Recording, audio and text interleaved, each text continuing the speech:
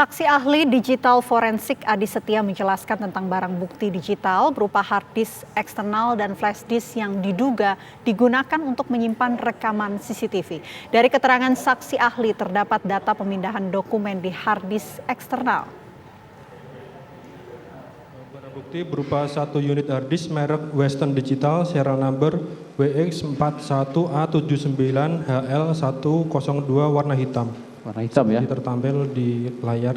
Dan ada 5 flash disk ya? Dan ada 5 flash disk. Warna merah hitam ya? Ya. Baik, itu kapan saksi terima untuk diperiksa? Kami terima pada tanggal 12 Agustus 2020. 12 Agustus? Ya. Dilakukan pemeriksaan tanggal berapa? Surat perintah keluar pada 15 Agustus, kemudian berita acara keluar pada tanggal 16 Agustus. Terhadap 6 barang bukti ini ya? 6 barang bukti. Bagaimana cara saksi melakukan tahapan untuk melakukan pemeriksaannya? Gimana Pak? Cara pemeriksaannya bagaimana? Tahapannya? Ya, dapat saya jelaskan, kami menerapkan 2 SOP terkait dengan pemeriksaan barang bukti digital. SOP yang pertama yaitu SOP mengenai komputer forensik, dan SOP yang kedua yaitu terkait dengan mobile forensik. Terkait dengan SOP komputer forensik, kami terapkan SOP seperti yang di layar. Mulai dari awal kita melakukan identifikasi, foto, pengisian form, kemudian kita gunakan write blocker atau alat untuk mencegah penulisan terhadap barang bukti aslinya. Kemudian kita lakukan imaging, duplikasi. Setelah selesai dilakukan imaging, kita lakukan analisa terkait hasil cloningnya. Kemudian dari hasil analisa kita keluarkan berita acara pemeriksaan barang bukti digital dengan nomor barang bukti 289 seperti tampil di depan. Baik, berarti ada tahapannya ya? Ya. Ada pemeriksaan fisik, diawali pemeriksaan fisik ya. Baik, terhadap satu buah hard disk sama 5 flash disk ini termasuk sebagai sistem elektronik atau masuk dalam dokumen atau informasi elektronik? Dalam hal SOP kami menyebutnya barang bukti digital. Barang bukti digital. Barang ya? bukti digital. Baik, untuk 5 flash disk, itu hasil dari pemeriksaannya bagaimana? Dari barang bukti ada data atau tidak? Ya, dari pemeriksaan barang bukti pertama berupa hard disk merek WD ditemukan 1 buah video dengan. Enggak, yang flash disk dulu. Saya tanya yang 5 buah flash disk. Dari kelima flash disk tidak ditemukan terkait dengan maksud pemeriksaan. Sama sekali tidak ditemukan data? Sama sekali tidak ditemukan. Bisa ahli jelaskan di situ sebelumnya ada data yang sudah dihapus? Kami tidak, jadi yang kami lakukan adalah melakukan pencarian terkait beberapa keyword yang sudah kami tentukan di awal. Cara kami menentukan keyword yaitu membaca terkait dengan dokumen resume yang diserahkan kepada kami. Dengan dasar itu kami menentukan beberapa keyword pencarian. Nah, dari beberapa keyword tersebut kami tidak menemukan data terkait keyword tersebut di dalam flash disk. Sehingga dari hasil analisa kami tidak menemukan data terkait dengan maksud pemeriksaan pada flash disk. Artinya satu data pun sudah tidak ada lagi ya. Terhadap hard disk ya, hard eksternal tadi, itu hasil pemeriksaannya bagaimana? Ya, setelah kami melakukan cloning, kami lakukan analisa. Ada ditemukan 1 buah file video dengan ekstensi MP4 yang tersimpan pada folder picture. Di dalam folder picture tersebut ada folder lagi dengan nama folder video project. Di situ ada folder dengan nama video project, kemudian ditemukan 1 file C005 dan seterusnya dengan tampilan seperti di layar. Dari keahlian ahli, apakah situ ada tanggal pembentukan atau dibuat dan juga ada tanggal perubahannya? Dari informasi metadata file tersebut, file itu disimpan ke dalam hard disk eksternal pada tanggal 14 Juli 2022 pukul 12.02 AM. Itu tanggal di copy ya? Tanggal di copy ke dalam hard disk eksternal. Tanggal perubahannya? Di sini tidak ditemukan terkait dengan tanggal perubahan, namun di sini ada informasi terkait kapan file tersebut di ekspor atau disimpan ke dalam hard disk eksternal atau media sebelumnya, yaitu pada tanggal 12 bulan 7 2022 pukul 10.41. Berarti ada media sebelumnya, ada sumber sebelumnya ya? Ada sumber sebelumnya.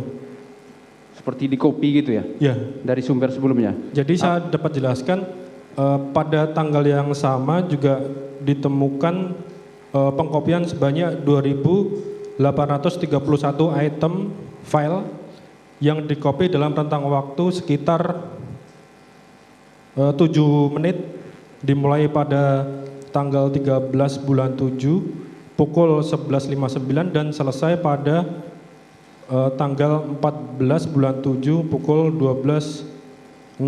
Ini dilakukan pengkopian pada sekitar jam 12 dini hari.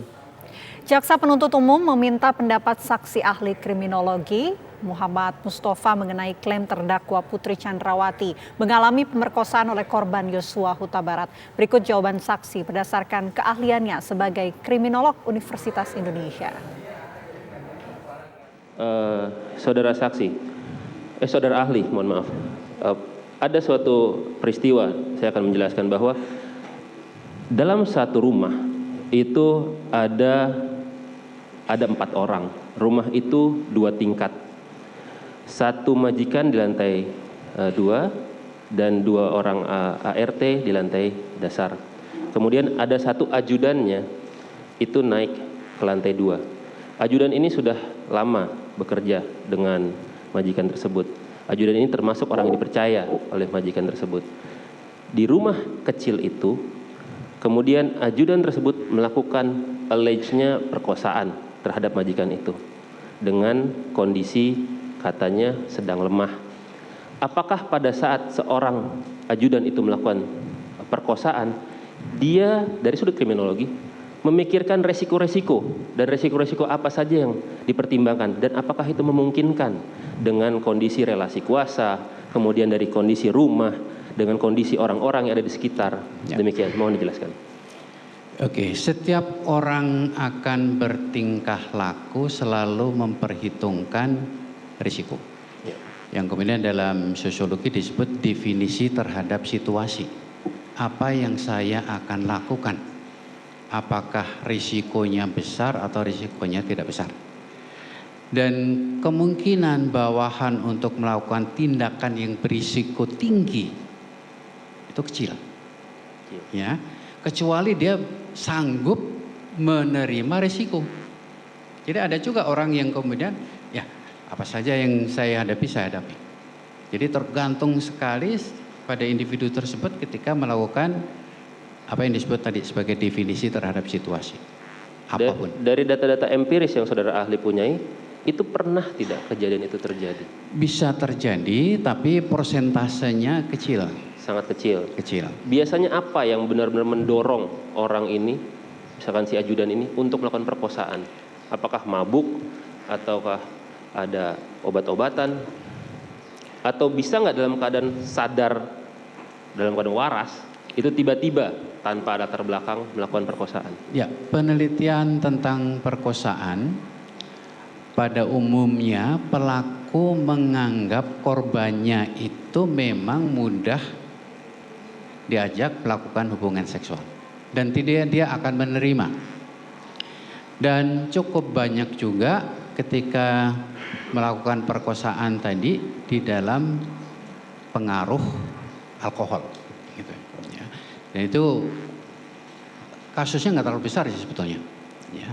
Karena ketika orang mengkonsumsi alkohol itu kan kesadarannya tidak utuh gitu ya. Karena ketika orang mencari korban, para pelaku perkosaan mencari korban itu seperti mencari pacar, tipe idealnya. Seorang calon pemerkosa yang badannya kurus, kalau tipe idealnya adalah orang yang badannya besar, itu yang akan dijadikan sasaran. Jadi amat sangat pribadi itu kriteria antara pelaku dengan korban. Baik, apakah si pemerkosa itu juga akan mempertimbangkan kekuatan dari korban itu sendiri? Dalam artian ini wanita, Terus habis itu, misalkan seorang wanita itu adalah istri seorang jenderal, Ya. dan itu berada di dalam rumah wanita tersebut. Kalau secara fisik pelaku tidak memperhitungkan, tapi kemungkinan risiko yang akan diterima itu akan dipertimbangkan. Oke. Ya, selalu akan dipertimbangkan. Sekarang bukan ilustrasi, kejadian di Saguling. Dapatkah seorang pelaku itu pada saat mendengar istrinya diperkosa, kemudian masih sempat melakukan tindakan-tindakan lain dalam artian bermain badminton ataupun menunda pembicaraan dengan si pemerkosanya, padahal pemerkosanya itu adalah ajudannya sendiri? Ya. Dalam pembunuhan tidak berencana, biasanya pembunuhan merupakan reaksi seketika. Jadi tidak ada jeda waktu lagi. Menyaksikan istrinya diperkosa, dia lakukan tindakan misalnya penembakan terhadap pelaku. Jadi harus tidak ada jeda waktu untuk berpikir, untuk melakukan tindakan-tindakan lain. Oke. Artinya saudara menilai bahwa itu sudah pasti berencana? Pasti berencana. Pasti berencana, baik. Ini jeda terlebih dahulu, pemirsa. Breaking News kasus Sambo masih akan kembali untuk Anda. Tetaplah bersama kami.